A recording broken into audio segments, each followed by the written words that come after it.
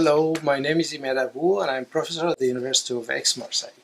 Today I will talk to you about the bioactivity of tricalcium silicates. And to some people it is confusing the term bioactivity. So I would like to insist on what is meant of bioactivity. Please note that in the word bioactivity there is bio. And bio means the material should be in contact with a living tissue or with living cells.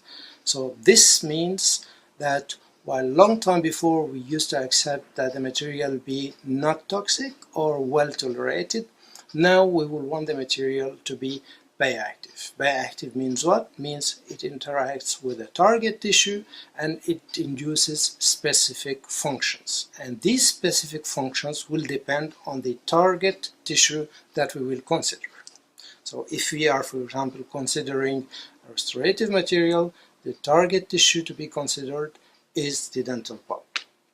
So for tricalcium silicate setting, the reaction is a hydration reaction. It is simply a mix of a liquid containing water and a powder. And this reaction is what is called hydration. And the hydration of this type of material is very important because it is responsible of the major properties of this material. As you can see here, when you mix the material with the liquid, you will get a dissolution of a part of the particles, of the powder particles. These will precipitate on the other particles and within the spaces, leading to the formation of what we call calcium silicate hydrogel. This will decrease the pores between the particles and this will significantly increase the compressive stress of the material. So the setting reaction, which is the hydration, is responsible for the major properties of this type of material, that is the bioactivity of this material.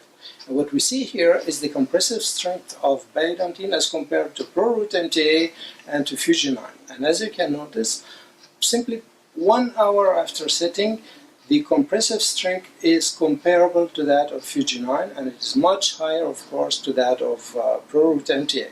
After 24 hours, it even exceeds that of Fusionine.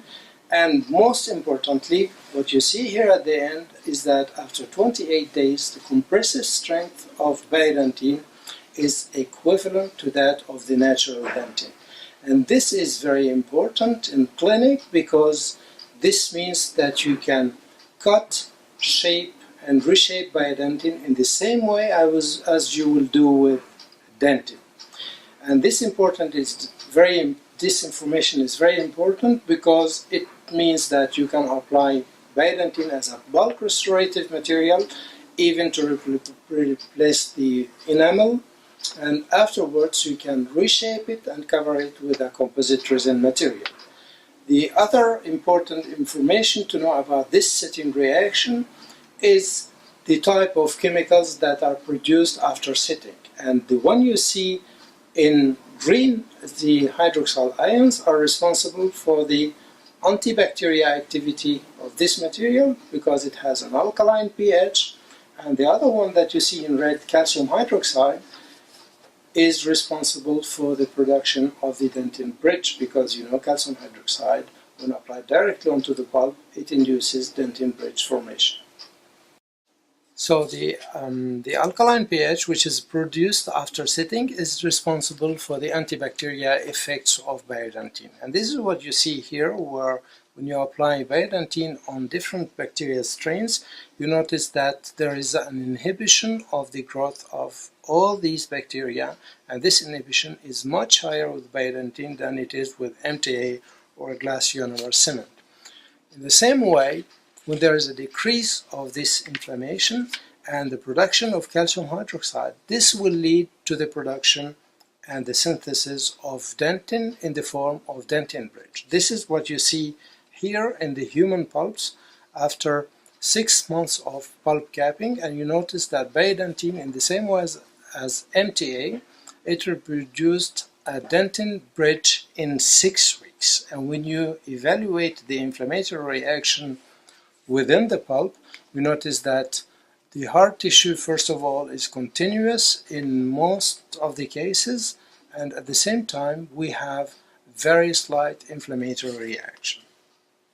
So as you notice with these good properties of tricalcium silicates, as you notice that they are antibacterial, they have antibacterial activities, they can induce regeneration. Some companies develop some light cured materials. This can be the type of calcium hydroxide light cured materials or tricalcium silicate combined with resins, and the question or the arguments which are raised is that this is easy to apply with a syringe, and at the same time it has a shorter sitting time by light curing. And the question which crosses my mind is this a real advantage? And we should go back to think of the story again in answering this question. What is the spirit of the direct pulp capping? Is it to be fast, or is it to keep the pulp vital? If it is to keep the pulp vital, then we should forget about the speed. I was curious to know about the toxicity of this type of materials, and I found a paper indicating that light cured silicate is less toxic than two other materials, but when I look at the other materials, they also contain resins. So if we really want to compare, this material should be compared to a control, and when we compare it to a control, this is what you see here. It looks like the material is toxic as it kills about 45% of the cells in a very short time. And it has repeatedly shown that even after complete polymerization, there is a release of high percentage of monomers. And we can find all monomers from composite resins that can be released in the medium. And these monomers have been shown to be toxic. So we investigated also the hydration of these materials compared to Biodentine, and what we noticed is the following, that after hydration we do not find the calcium hydroxide production in any other materials except with Biodentine. So this is what you see with this X-ray diffraction analysis, and indicates that Biodentine can induce dentin bridge formation due to the formation of calcium hydroxide, and no calcium hydroxide was released with the light cured tricalcium silicate.